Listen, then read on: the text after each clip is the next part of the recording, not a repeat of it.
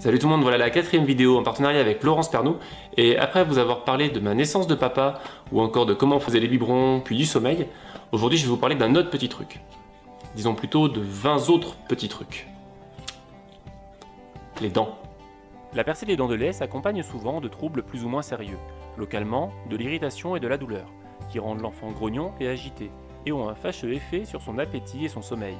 Il faut savoir qu'en théorie, un enfant à 3 ans a 20 dents de lait. J'ai bien en théorie parce que il arrive qu'il y ait des personnes à qui il manque une ou deux dents. Je le précise parce que moi perso, avant d'être papa, j'en savais fichtrement rien. Je savais que les enfants faisaient des dents de lait, puis après, entre-temps elles tombaient pour avoir les dents définitives, ça c'était bon, j'étais au clair, l'histoire de la petite souris, tout ça, j'étais pas mal. Mais par contre, combien il y en avait, j'en savais vraiment rien. Puis arrive le moment où tu deviens papa et où ton enfant commence à faire sa première dent. Non, parce que là, faut pas se mentir, hein, tu prends une carte de la bouche d'un enfant et tu check. Comme un calendrier de l'Avent, hein, tu cherches, tu dis alors il en reste combien. L'enfant, il va déguster comme jamais.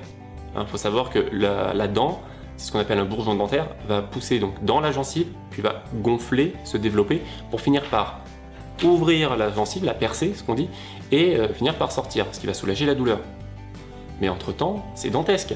Moi perso, déjà je faisais pas le fier pour une rage de dents, mais alors je n'ose même pas imaginer si ça m'arrivait aujourd'hui. Je pense que, sans mentir, je serais avec un bol, avec dedans un bol de Doliprane, en fait, comme un bol de céréales, et je les mangerais comme ça, tu vois.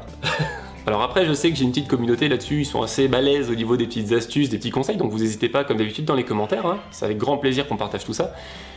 Moi je sais que, à mon avis, l'enfant, ce qu'il a le plus besoin, c'est de vous, le papa ou la maman, et de câlins, de réconfort.